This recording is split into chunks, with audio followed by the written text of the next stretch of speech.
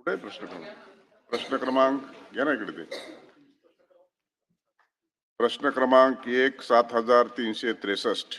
प्रश्न क्रमांक 7363.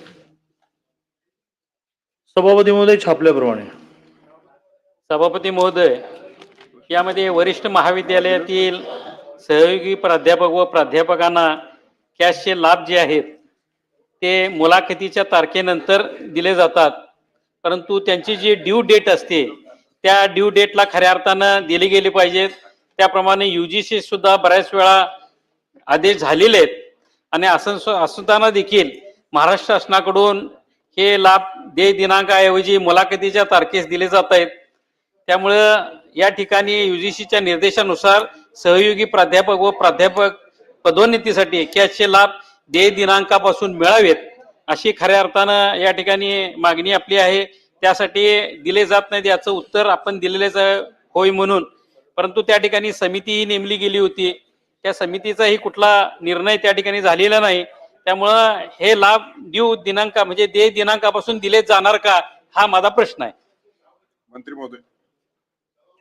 सभापती महोदय, आपण स्वतः प्राध्यापक असल्यामुळेच हे प्राध्यापक होते म्हणूया हा प्रश्न कळेल, अदरवाईज सर्वसामान्य माणसाला काही कळणार नाही. तर प्राध्यापकांना प्राध्यापक म्हणून प्रमोशन नसतं आणि त्यामुळे वेगवेगळ्या प्रकारची क्वालिफिकेशन्स पूर्ण झाल्यानंतर जे बेनिफिट्स दिले जातात कॅश, तर त्याचा 7व्या वेतन आयोगाच्या निर्णयानंतर UGCचा निर्णय सायमल्टेनियसली असा आला की तो आहे 18 जुलै 2018चा की यांना कॅशचे लाभ द्यावेत.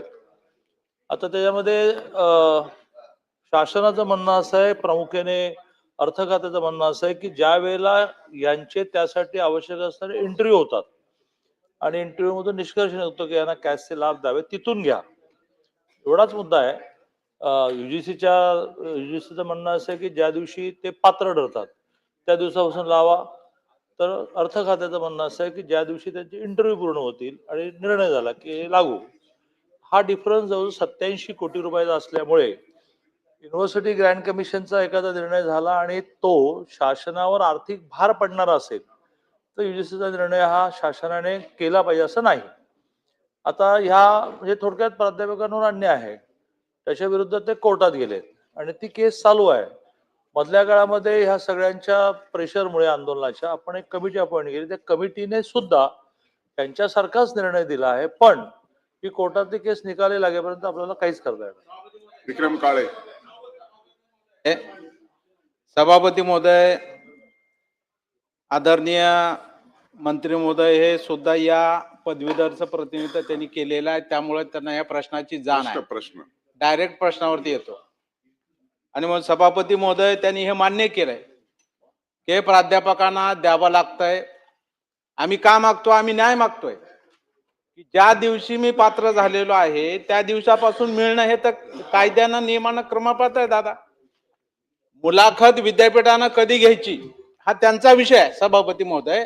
त्यामुळे ते कधी त्यांच्या सोयीनुसार 2 महिन्यांनी, 4 महिन्यांनी, 6 महिन्यांनी मुलाखत घेतात आणि त्यामुळे हे 6 महिन्यातलं जे नुकसान होतंय प्राध्यापकांचं ते होऊ नये यासाठी आदरणीय मंत्री महोदयांनी आमच्या पत्र विनंतीनुसार तब्बल 3-4 वेळा बैठका सुद्धा प्राध्यापक संघटनेसोबत घेतलेल्या सभापती महोदय, आणि त्या बाबतीत त्यांनी सकारात्मकता दर्शवलेली आहे सभापती महोदय.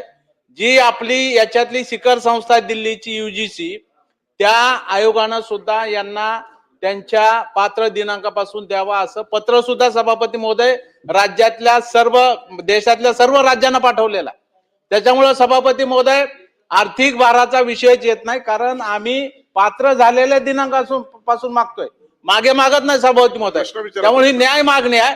आम्ही कोर्टात का गेलोय? न्याय इकडून मिळाला नाही म्हणून कोर्टात गेले आमचे प्राध्यापक. त्यामुळे आम्ही ती केस मागे घेऊ. आपण निर्णय करा. निश्चितपणाने आम्ही मागे जायला तयार आहे सभापती महोदय. नियमानुसार, कायद्यानुसार निर्णय व्हावा ही आमची एक ओळीची मागणी आहे आणि ती मंत्री महोदयांनी मान्य करावी अशी माझी विनंती या निमित्तानं सभापती महोदय सर्व प्राध्यापकांच्या वतीनं करतो. असं आहे की विक्रमजी काळे बहुधा चौथ्या टर्मला, चौथी त्यांची टर्म आहे, त्यामुळे त्यांना माहिती आहे की राज्य कसं चालतं. ज्यावेळेला अर्थ खातं नाही म्हणतो त्यावेळेला केवळ आणि केवळ मुख्यमंत्र्यांनाच अधिकार राहतो की त्याच्यावर ओव्हररूल करण्याचा. त्यांनी मुख्यमंत्र्यांकडे एक बैठक मागावी आणि मुख्यमंत्री ज्यावेळेला निर्णय देतील की 87 कोटीचा मामला देऊन टाका, त्या 87 कोटीचा मामला देऊन टाका हे म्हणण्याचा अधिकार फक्त त्यांना आहे. ते म्हटल्या मग ही केस यांनी विड्रॉ करायला लागेल. पण तो निर्णय माननीय मुख्यमंत्र्यांनी देण्याच्या आधी त्यांना मी समजा असं आवाहन केलं की केस विड्रॉ करा, हे विड्रॉ करून बसतील आणि सध्याच्या राज्याच्या आर्थिक स्थितीमध्ये समजा हे मुख्यमंत्री लेवललाही मान्य नाही झालं तर मोठी पंचायत होईल. थोडं थांबा, अधिवेशन काळातच मुख्यमंत्र्यांबरोबर बैठक मागा.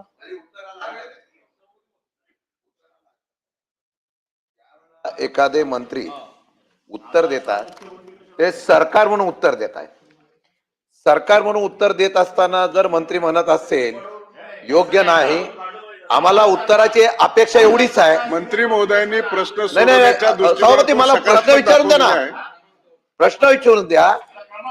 आमचा म्हणणं नाही परत सांगतो, आपण मीडियाच्या समोर सुद्धा सांगितलेलं आहे, बाहेरही सांगितलेलं आहे, प्राध्यापकांची रिक्त पद सुद्धा आम्हाला भरायची आहे. ऐका ना, मी बोलतो, माझी चूक असेल मला दुरुस्त करून द्या.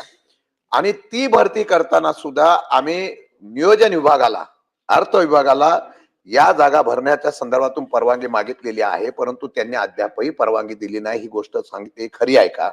आणि तशा पद्धतीने नियोजन विभागाने, अर्थ विभागाने तुम्हाला जर आर्थिक व्यवस्था दिल्याच्या संदर्भातून भरती करण्यासाठी जर तुम्हाला परवानगी दिली नसेल तर ती कधी करणार आहात? आणि तुम्हाला त्या पद्धतीने आपण ह्यासाठी सुद्धा जो पैसा किंवा अर्थ विभाग लागणार आहे तो देण्यासाठी शासनाने परवानगी दिली आहे का? सोपं, शशिकांतजींनी माझं काम खूपच सोपं केलं. 5,500 प्राध्यापकांच्या भरतीमध्ये सुद्धा वारंवार वित्त आणि नियोजन परवानगी देईना, त्यावेळेला मी मुख्यमंत्र्यांबरोबर बैठक घेतली. मुख्यमंत्र्यांनी आदेश दिला की ताबडतोब भरा. त्यामुळे फॉर युअर काइंड इन्फॉर्मेशन गेले काही दिवस तुम्ही अन्य व्यापात आहात, ही परवानगी मिळाली नाही, GR निघाला. 5,500 प्राध्यापक. तेच मी सुचवतोय माननीय सभापती महोदय, तेच मी यांना सुचवतोय की मुख्यमंत्र्यांबरोबर बैठक घ्या. तुम्ही मागा, अरे तुम्ही मागा तर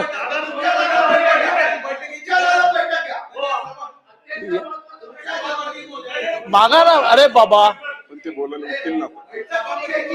सभापती मध्ये माझ्या नाही आपण जरा बसा, मंत्री महोदय बोलतायत, आपण बसा.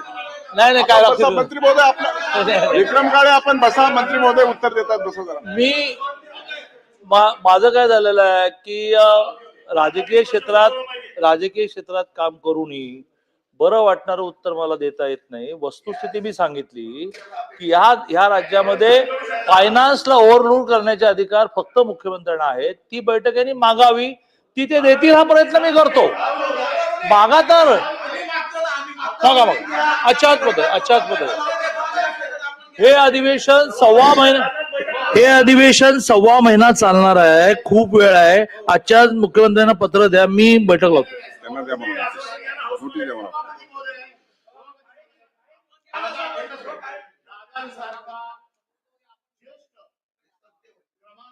मंत्री ज्या वेळेला या सभागृहात हतबलता दाखवतोय, हातबलता नाहीये, ही हतबलताच आहे.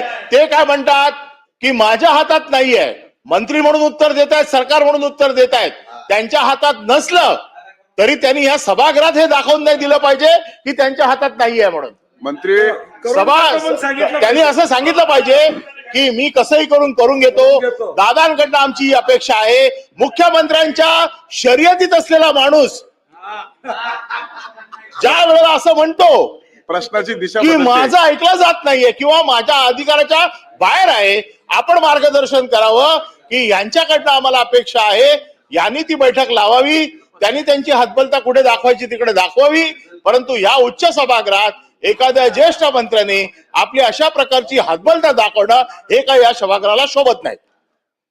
मंत्री महोदय आणि आजच्यात मला एक पत्र द्यावं ऐका ना, पत्र द्यावं ना, मी बैठक लावून घेतो. बसा. प्रश्न आता मला असं वाटतं की प्रश्न माननीय मंत्री